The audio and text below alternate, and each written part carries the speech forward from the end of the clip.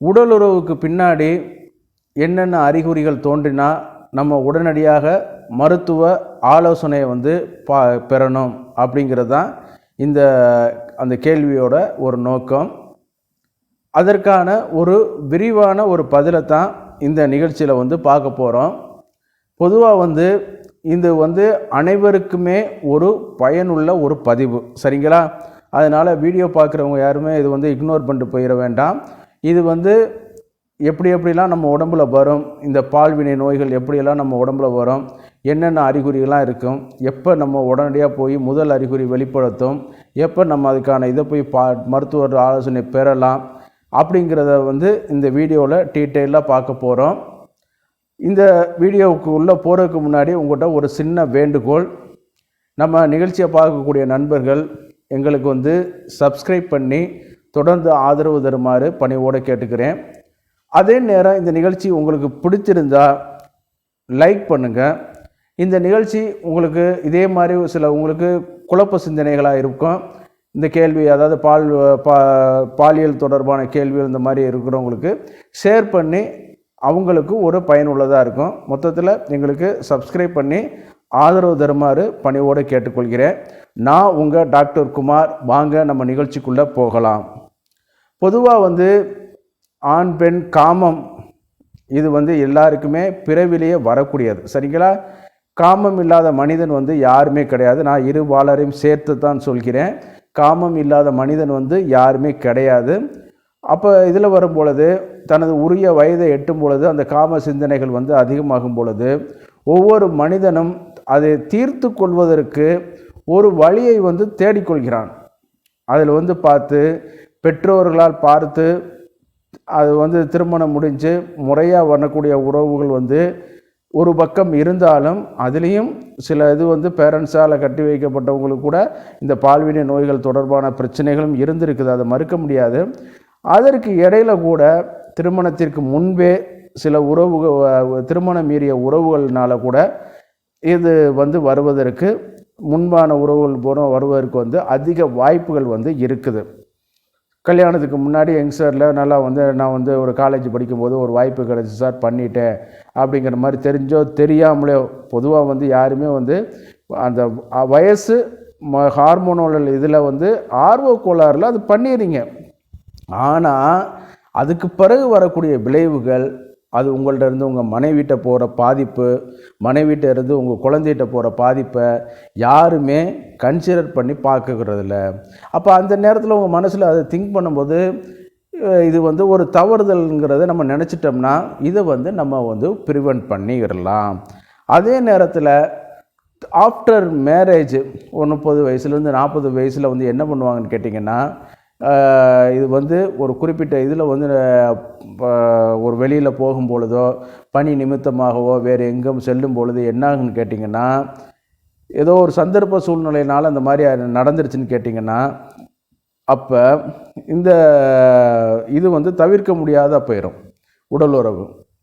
அதே நேரத்தில் அந்த ப்ரொடக்ஷன் கியர்ஸ் நமக்கு ஆண் உரையோ பெண் உரையோ போட்டுக்கிட்டு பண்ணினாலும் சில நேரம் இது வாய்ப்பு வர்றதுக்கு வாய்ப்புகள் அதிகம். நான் ப்ராக்டிக்கலாக பேசுகிறேன். நான் போட்டுட்டு தான் சார் பண்ணேன். அதில் பார்த்திங்கன்னா அதில் வெளியில் உள்ள திரவங்கள் கசிகிறது மூலமாக கூட கண்டேஜியஸாக வர்றதுனால கூட வர்றதுக்கு தொற்றுகள் வர்றதுக்கு வாய்ப்புகள் இருக்குது. அப்போ இந்த மாதிரியான சூழ்நிலையில் வரும்பொழுது நம்மளுக்கு ஒரு அறிகுறிகள் தென்பட ஆரம்பிச்சிடும். அது போய் நோய் உள்ளே போய் வெளியில் வரக்கூடிய காலங்கள் தொட்டு இன்குபேஷன் பீரியட்னு சொல்லுவோம். அது ஒவ்வொரு வியாதிகளுக்கு வித்தியாசப்பட்டுட்டு வரும். அப்படி வரும்பொழுது பார்த்திங்கன்னா அது வெளிப்படுத்தக்கூடிய முதல் அறிகுறி என்னென்ன அறிகுறிலாம் வெளிப்படுத்தும் அப்படிங்கிறத நம்ம தெரிஞ்சுக்கிட்டோம்னா இந்த மாதிரியான ஒரு திருமணத்திற்கு மீறிய ஒரு தொடர்பில் இருக்கிறவங்க உடனடியாக நீங்கள் போய் மருத்துவரை போய் பார்த்துடலாம். அது பார்த்துட்டிங்கன்னா அதுக்கான போதுமான சிகிச்சைகள் மருந்துகளை நீங்கள் எடுத்துட்டிங்கன்னா இந்த நோயிலேருந்து நீங்கள் உங்களை தற்காத்துக்கலாம், சரிங்களா? அடுத்த ஆளுக்கும் பரவாமல் பார்த்துக்கலாம், உங்கள் சந்ததிக்கும் தொடராமல் பார்த்துக்கலாம். அது தொடர்பான ஒரு விரிவான பதிவு தான் இந்த பதிவு. அதனால் யாரும் இக்னோர் பண்ணிட்டு போயிடாதீங்க, ஸ்கிப் பண்ணிடாதீங்க, கடைசி வரைக்கும் இருந்து பாருங்கள். அப்போ தான் சில விஷயங்கள் சொல்கிறேன். அதில் வந்து பார்த்திங்கன்னா இந்த பால்வினை நோய்களில் நிறையா இருக்குது. சிபிலிசிஸ், கொனேரியா, கேலமேடியா, சாங்கர், ட்ரெப்பிலோமா வைரஸ், வாட்ஸ், இந்த மாதிரியான இதெல்லாம் எக்கச்சக்கமான இதுகள் இருக்குது. ஒன்று ஒவ்வொரு இதில் வந்து அறிகுறிகளை வெளிப்படுத்தும். பொதுவானது எல்லாமே ஒரே மாதிரி அறிகுறிகளை வெளிப்படுத்தாது. ஆனால் சிலவைகள் வந்து இதுக்கு எல்லாமே காமனாக வரக்கூடிய ஒரு அறிகுறிகள் சிலது இருக்குது. அதே நேரத்தில் உள்ளைக்கு போனதுலேருந்து ஒவ்வொன்றும் தனது அறிகுறியை வெளிப்படுத்துகிற காலம் வந்து வித்தியாசப்படும். போதும் பர்டிகுலராக பார்த்தீங்கன்னா ஹெச்ஐவி வைரஸ் உள்ளைக்கு போயிடுச்சுன்னு கேட்டிங்கன்னா உடனடியாக அறிகுறி வெளிப்படுத்தாது. சரிங்களா? அது போயிட்டு கொஞ்சம் நாள் ஆன பிறகு தான் கொஞ்சம் கொஞ்சமாக ஒரு 3 மாதம் 6 மாதம் அந்த மாதிரியான இதில் இது லேட்டர் ஸ்டேஜில் இருந்து தான் அது அந்த மாதிரி வரக்கூடிய ஒரு வாய்ப்புகள் வந்து இது பண்ணி கொடுக்கும். ஆனால் சில நேரம் வந்து கொனேரியா, சிபிலிசிஸ் இது எல்லாமே அடுத்த நாள் அதுக்கு அடுத்த நாள் ஒரு 10 நாளைக்குள்ளே அல்லது ஒரு வாரத்துக்குள்ளே 2 வாரங்களுக்குள்ளே கப்புள் ஆஃப் வீக்குன்னு சொல்லுவோம். அதனது அறிகுறிகளை வந்து வெளிப்படுத்த ஆரம்பிச்சிடும். அப்போ இந்த மாதிரியான அறிகுறிகள் என்னங்கிறத நம்ம ஒரு அண்டர்ஸ்டாண்டிங் பண்ணிட்டோம்னா மருத்துவர்கள்ட்ட ஆரம்ப நிலையிலே போய் பார்த்துக்கிறதுக்கு ஒரு வாய்ப்புகளாக இருக்கும். சரி, முதல் அறிகுறி என்ன? நமது ஆண்குறி பெண்குறிலையோ சோர்ஸ் அப்படின்னு சொல்லக்கூடிய சில வறட்டு காயங்கள் அந்த மாதிரி இருக்கும், இன்ஃபெக்ஷன் இருக்கும், பம்ப்ஸ் புள்ளி சிகப்பு புள்ளிகளாக இருக்கும். இந்த சிகப்பு திட்டுக்கள் எங்கெங்கெல்லாம் இருக்குட்டிங்கன்னா ஆண்குறி, பெண்குறி, மலத்துவாரத்தின் சுற்றி, அதே நேரத்தில் வந்து ஆண்குறி பெண்குறிக்கு பக்கத்தில் உள்ள தொடைப்பகுதிகள், அந்த ஆண்குறி மேலே உள்ள அந்த பெண்குறி மேலே உள்ள ரோமங்கள் உள்ள பகுதிகள், இதில் எல்லாத்துலேயும் சிகப்பு புள்ளிகளாக திட்டுகளாக வர ஆரம்பிச்சிடும். இதுதான் முக்கியமான அறிகுறி. இது வந்து 2 நாள்ல இருந்து 3 நாள், ஒரு வாரத்துக்குள்ளே வெளிப்படுத்த ஆரம்பிச்சிடும். அதே நேரத்தில் வந்து இந்த அறிகுறி இருந்துச்சுன்னா நீங்கள் உடனடியாக மருத்துவரை போய் பார்த்து உண்மையை சொல்லிடுங்க. இந்த மாதிரி நடந்துச்சு சார், அதிலேருந்து இந்த மாதிரி இருக்குன்னா மருத்துவருடைய அந்த யோசிக்கக்கூடிய இது வந்து பேர்டன் வந்து குறைஞ்சிரும். அதுக்கான ரிப்போர்ட்டுகள் எழுதி கொடுத்துருவாங்க. உங்களுக்கு வந்து பார்க்குறதுக்கு ஒரு இதாக இருக்கும். அடுத்து பார்த்தீங்கன்னா பெயின்ஃபுல் யூரினேஷன் போகும்போது ரொம்ப, அதாவது நம்ம நீர்க்கடுப்புன்னு சொல்கிறோம் இல்லையா, அதெல்லாம் தாண்டி நீர் இறங்குறதுக்குள்ளே போதுமானதாக வலி எடுக்க ஆரம்பிச்சிடும். அதே நேரத்தில் வந்து ரேஷஸ் வந்து அரிப்புகள் இதெல்லாம் வந்து வருவதற்கு வாய்ப்புகள் வந்து அதிகம். ஆண் பெண் அடுத்ததாக பார்த்திங்கன்னா ஆண் பெண் அந்த ஜனன உறுப்புகள் வழியாக டிஸ்சார்ஜ் வந்து வெளியில் வர ஆரம்பிக்கும். டிஸ்சார்ஜ் சில நேரம் வந்து இந்த டிஸ்சார்ஜ் வந்து வாடையோடு இருக்கலாம், சில நேரம் வந்து வாடை அற்றதாகவும் இருக்கலாம். ஆமாம். அதே நேரத்தில் வந்து அன்யூஷுவல் வந்து ப்ளீடிங் வந்து வர ஆரம்பிக்கும். சரிங்களா? அன்யூஷுவல் ப்ளீடிங் வந்து வர ஆரம்பிக்கும். அன்யூஷுவல் ப்ளீடிங்னா யூரின் போயிட்டு இருக்கும்போதே இரத்தமும் கலந்து போக ஆரம்பிக்கும். பெண்களுக்கும் அதே மாதிரி தான் சில இரத்த திட்டுகள் மாதிரி வந்து விழுக ஆரம்பிக்கும். இது எல்லாமே வந்து இது நம்ம நினச்சிட்ருப்போம் இந்த மாதிரி பண்ணிகிட்டு இருக்கும்போது ஒரு இதாக புதுசாக வருதே அப்படின்னு. ஆனால் ஏதாவது ஒரு பார்ட்னர் தவறு பண்ணியிருப்பாங்க, அதனால கூட அந்த மாதிரியான இது இருக்கும். அடுத்தது பார்த்திங்கன்னா உடலுறவு செய்யும் பொழுது அபரிமிதமான வலிகள் தோன்றும். சரிங்களா? அப்புறம் பொழுது பார்த்திங்கன்னா என்னன்னு கேட்டிங்கன்னா நீர்க்கடுப்பில் வந்து பார்த்திங்கன்னா ஏற்கனவே சொன்னது பெயின்ஃபுல் யூரினேஷன் இருக்கும். அதே நேரத்தில் வந்து எப்போதும் போகும்போது மிக்சுரேஷன், நீங்கள் நல்லா தண்ணி நல்லா நிறையா குடிப்பீங்க, இதெல்லாம் இது பண்ணாலும் அந்த மிக்சுரேஷன் வந்து இதாகிட்டே இருக்கும்.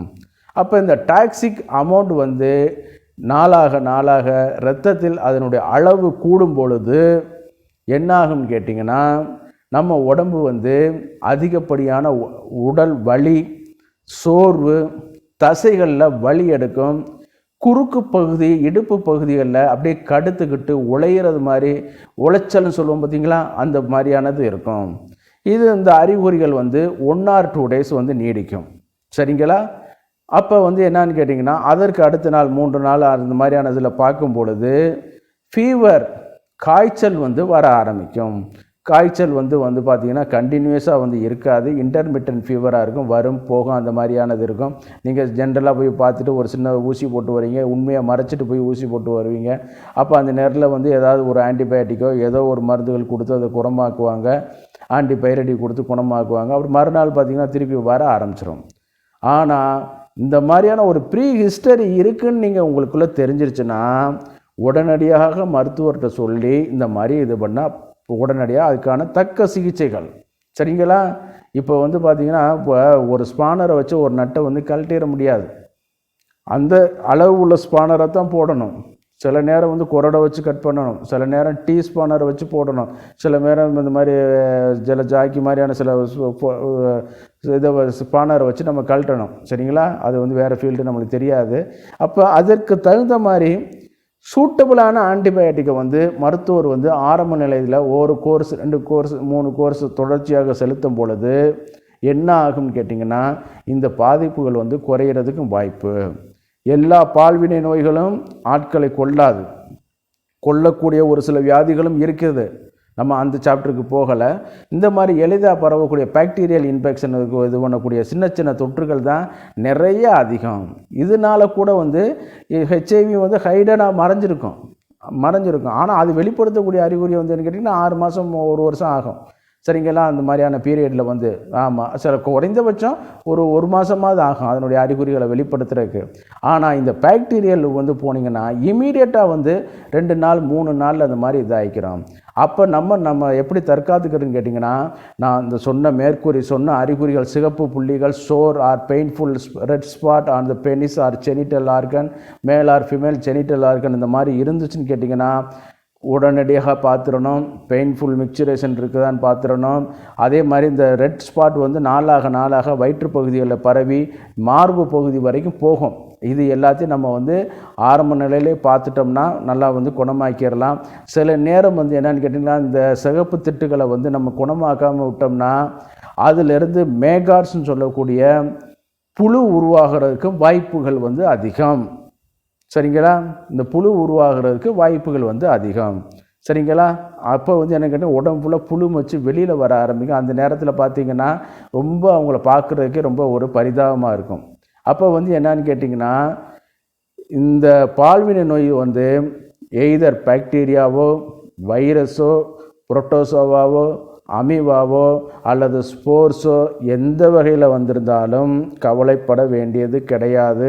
இன்றைக்கி நல்ல நவீன சிகிச்சைகள் உங்களுடைய அரசு ஆரம்ப சுகாதார நிறுவனத்திலையும் மாவட்ட மருத்துவமனைகள்லையும் இதுக்கான இது வந்து வழங்குறாங்க. நிறைய ப்ரீ கவுன்சிலிங் இந்த மாதிரிலாம் கொடுக்குறாங்க. போஸ்ட் கவுன்சிலிங் இந்த மாதிரியான வந்துருச்சுனாலும் பயப்பட வேண்டாம்னு சொல்லிட்டு மனநிலை சம்மந்தப்பட்ட இதுகளுக்கும் அவங்க கவுன்சிலிங் கொடுக்குறாங்க. அப்போ வந்து நீங்கள் செய்ய வேண்டியது நான் சொன்ன அந்த அறிகுறிகள் வந்து உங்களுடைய ப்ரீ ஹிஸ்டாரிக் இந்த மாதிரி ஒரு திருமணம் மீறிய அல்லது தவறான ஒரு உடல் உறவு மூலம் ஒரு இருந்துச்சுன்னு கேட்டிங்கன்னா நீங்கள் உங்களை காத்துக்கிறதுக்கு மட்டுமல்லாமல் உங்கள் மனைவி உங்களை சார்ந்த குழந்தைகள் அனைவரையும் காத்து கொள்வதற்கு உடனடியாக நீங்கள் போய் ஒரு சிகிச்சைகளை மேற்கொண்டால்தான் இது வந்து நல்லது. சரிங்களா? இது வந்து ஒரு சின்ன ஷார்ட்டான வீடியோ, ஆனால் எல்லாருக்கும் பயனுள்ளதான வீடியோ. இது வந்து நீங்கள் அனைவரையும் நீங்கள் ஷேர் பண்ணி சப்ஸ்கிரைப் பண்ணி எங்களுக்கு ஆதரவு கொடுங்க. நான் உங்கள் டாக்டர் குமார் மீண்டும் ஒரு நிகழ்ச்சியில் சந்திக்கும் வரை நன்றி கூறி விடைபெறுகிறேன். நன்றி, வணக்கம்.